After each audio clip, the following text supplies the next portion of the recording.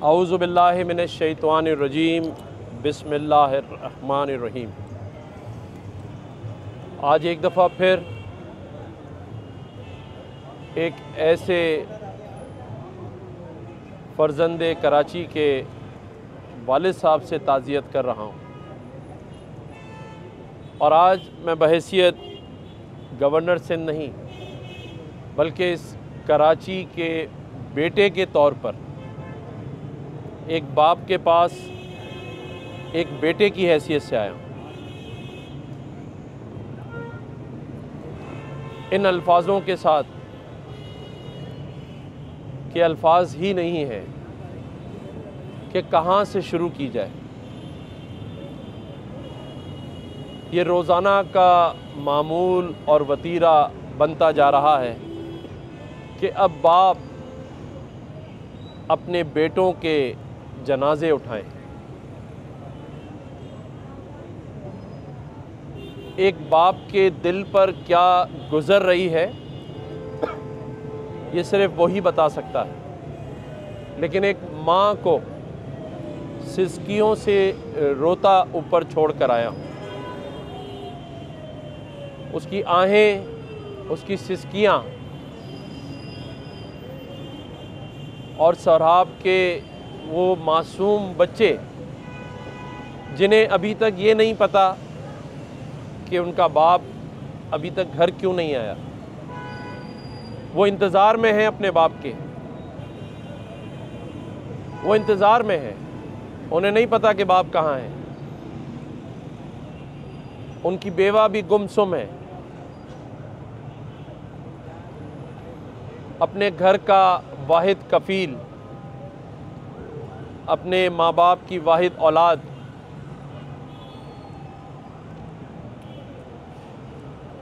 आज इस दुनिया से चली गई। 3 दिन हो गए, ना अभी तक कातिल पकड़े जा चुके हैं, ना अभी तक कोई सुराग है, लेकिन तनकीद की इजाज़त नहीं है। सब अपना अपना काम करें। किसी की औलाद चली गई उससे हमें क्या फ़र्क पड़ता है। दुनिया का कारोबार यूं ही चलता रहेगा।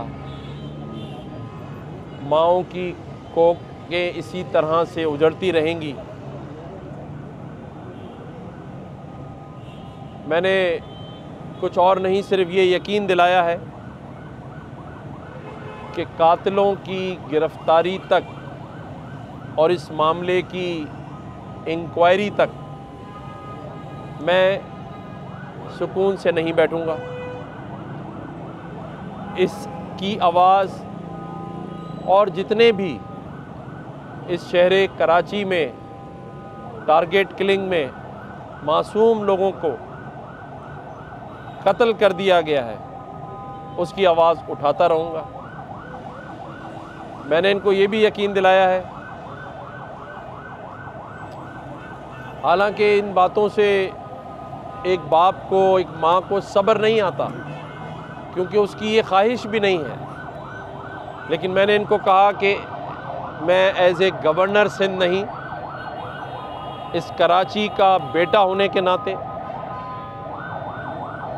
इनके घर की और बच्चों की मुकम्मल कफ़ालत एज़ ए कामरान टिसोरी अपने ज़िम्मे लेता हूँ। लेकिन माँ बाप का ये इसरार था कि हमें सिर्फ अपने बेटे के कातिलों को गिरफ़्तार करा दें, हमें इंसाफ दिला दें। और इनकी जो मिसेज़ है यानी सराब की वालदा, वो ये कह रही थी कि ऐसा कुछ करें कि ये दरिंदे दंदनाते न फिरें और किसी और माँ की कोख ना उजड़े। हम दुआ करेंगे, कोशिश भी करेंगे, चाहे किसी को अच्छा लगे या ना लगे। हम सबको मिलजुल कर इन कातिलों को कैफ़िरे किरदार तक पहुंचाना है। आज मैं किसी को ये नहीं कहूँगा कि वो आएँ, तहकीकात करें, कातिलों को गिरफ़्तार कराएं, क्योंकि ये मेरा काम नहीं है। मेरा काम खामोश रहना और तमाशाई बनना है। लेकिन मैं अल्लाह के हजूर ये ज़रूर दुआ करूँगा कि कातिलों को भी कैफिर किरदार तक पहुँचाए और ख़ामोश रहने वालों को भी कैफिर किरदार तक पहुँचाए, क्योंकि ऐसा नहीं चलेगा। ये शहर सबका शहर है, यहाँ हर ज़बान बोलने वाला अपने अपने ख़ानदानों के साथ रह रहा है। क्या कसूर था सोराब का? टैलेंटेड नौजवान, बाहर से पढ़ा लिखा, चाहता तो बाहर ही सेटल हो जाता, लेकिन एक पाकिस्तान की मोहब्बत और माँ बाप की मोहब्बत खींच लाई। आईटी से मुंसलिक सॉफ्टवेयर हाउस में अपना काम सरअंजाम दे रहा था। एक सोराब नहीं गया, इस शहर का टैलेंट चला गया, इस शहर का फ्यूचर चला गया। और ये पढ़े लिखे नौजवान तोराब, ये तोराब नहीं गया, ये टैलेंट चला गया। इस बाप ने बचपन से उंगली पकड़कर 37 साल तक कैसी दुआओं से तरबियत की, पढ़ाया लिखाया, बाहर भेजा, नौकरी पर था।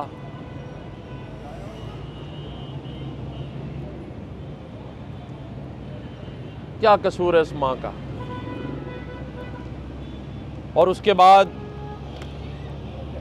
हमारे पास ना तो जवाब है और ना ही उसका कोई हल है। और जब मैं बात करता हूं आओ बैठो हल निकालें,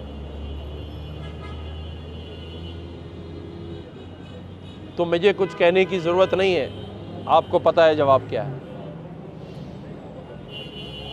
खामोश रहने के लिए कहा जा रहा है, लेकिन जुल्म के खिलाफ आवाज़ उठाएंगे इंशाअल्लाह ताला। खामोश नहीं रहेंगे इंशाअल्लाह ताला।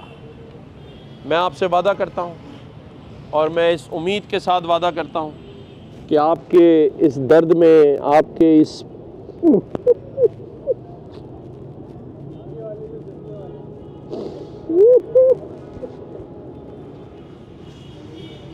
अल्लाह ताला आपको सब्र देगा। रायगा नहीं जाएगा,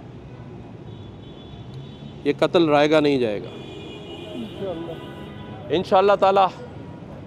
मैं आपका भी शुक्रिया अदा करता हूँ कि आप कम से कम मुझे खामोश होने के लिए नहीं कह रहे और सुन रहे हैं। इसी बात के साथ कि हम सबको अपने हिस्से का काम करना है, क्योंकि जवाब सिर्फ़ अल्लाह की ज़ात को देना है। और जब तक हम इंसानों से डरना नहीं छोड़ेंगे, जब तक अल्लाह का खौफ दिल में नहीं आएगा, इंसाफ अल्लाह से मांगेंगे इंशाअल्लाह ताला, और वही सबसे बड़ा इंसाफ करने वाला है। लेकिन ये ज़रूर याद रखिएगा कि उन कौमों की हालत अल्लाह भी नहीं बदला करते जिन्हें ख़ुद अपनी हालत बदलने का ख्याल ना हो। इस शहर के जितने नौजवान हैं वो ये ज़रूर सोचें, और जितने वालिदैन हैं, कि तोराब भी किसी बाप और किसी माँ का बेटा है। अल्लाह ताला हम सब का हामी और नासिर हो, और इस दुआ के साथ कि इस ख़ानदान को सब्र दे अल्लाह ताला। आज भी अपने पैरों पे ये वालिद इंसाफ के लिए खड़ा है। मेरी चीफ जस्टिस साहब से रिक्वेस्ट है कि वो मुझे इंसाफ दिलाएं। आइए इधर आइए। मेरी रिक्वेस्ट है चीफ जस्टिस साहब से कि वो मुझे इंसाफ दिलाएं।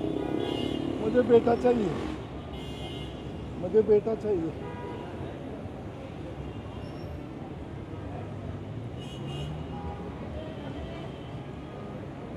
आप मेरे बेटे को मुझे दे दे, मुझे और कुछ नहीं चाहिए।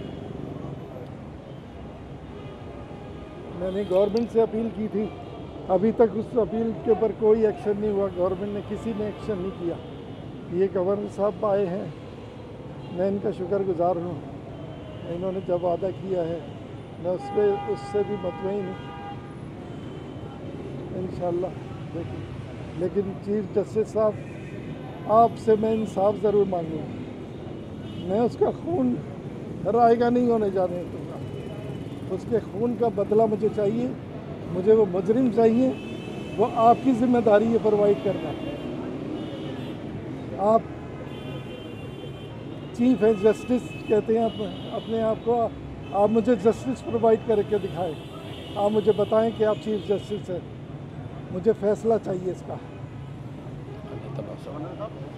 साहब ये बता दीजिए कि आपने ईद के दिन भी फरमाया था कि अगर FCIC जो अगर यहाँ आ जाए अमन की जिम्मेदारी ले ले तो अमन कायम हो सकता है 1 हफ्ते के अंदर।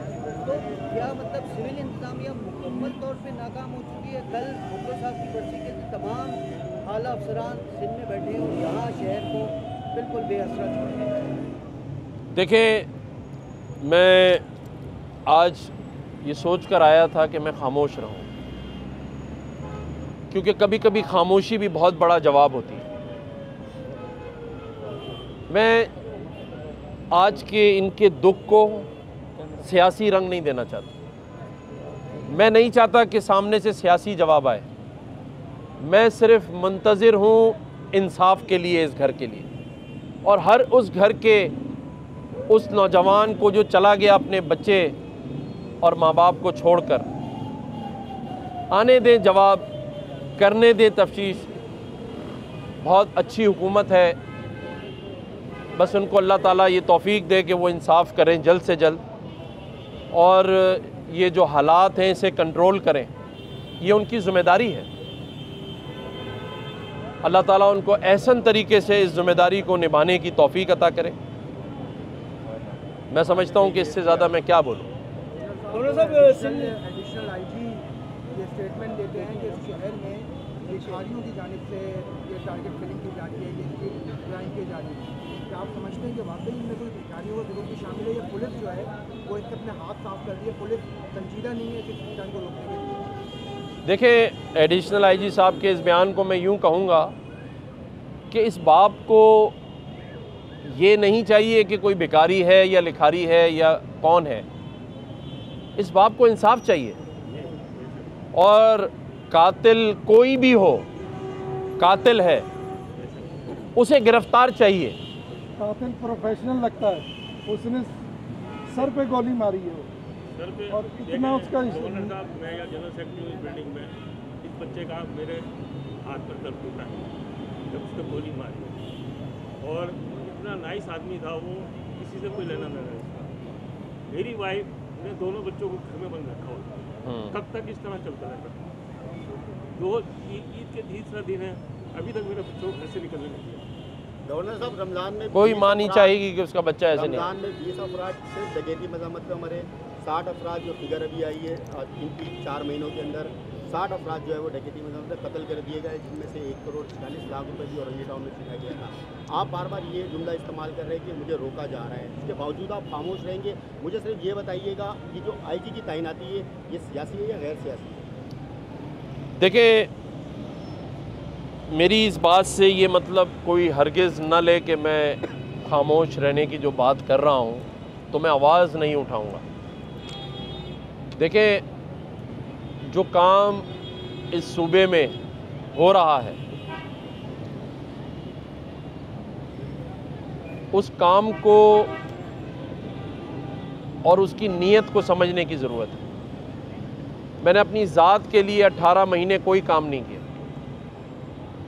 आज अगर मैं आवाज़ उठा रहा हूँ या इनकी आवाज़ बन रहा हूँ तो आप सभी जानते हैं कि तनकीद का निशाना बन रहा हूँ। अगर मैं बच्चों को IT की तालीम गवर्नर हाउस में दे रहा हूँ तो तनकीद का निशाना बन रहा हूँ। अगर SIFC के अंदर इस सूबे की तरक्की ढूंढ रहा हूँ तो मैं निशाना बन रहा हूँ। और आप गवाह रहिएगा कि इन सब बातों के बाद भी आज मैं यहाँ मौजूद हूँ। और उसी जज्बे के साथ मैं कह रहा हूँ कि कातिलों की गिरफ्तारी तक खामोशी से नहीं बैठूँगा, आवाज़ उठाऊँगा। जिस जिस को टेलीफ़ोन करना हुआ करूँगा, जिस जिस से पूछना हुआ पूछूँगा। लेकिन ये सब गैर सियासी है। किसको किसने आईजी लगाया नहीं लगाया, ये मेरा काम नहीं है। मैं ऐसे किसी काम में दखल अंदाज़ी नहीं दूँगा जिसमें ये जवाज़ पैदा हो कि गवर्नर सिंध सियासी मदाखलत कर रहे हैं। मैं तो सिर्फ़ मदाखलत अपने इस शहर के शहरियों, इस सूबे की मज़लूम आवाम के लिए आवाज़ उठाने की गुस्ताखी कर रहा हूँ।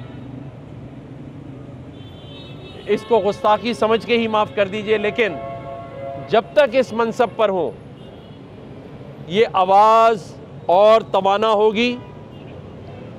खामोश नहीं बैठूँगा, क्योंकि मैंने इन माँओं को जवाब देना है। आज जिस माँ से मैं ऊपर बात कर कर आया हूँ, मैं कहता हूँ सिर्फ अल्लाह से माफ़ी मांगनी चाहिए, क्योंकि इस माँ की जो आह है वो अर्श पर जाएगी। ज़रा सोच कर भी देखो अपनी औलादों के बारे में।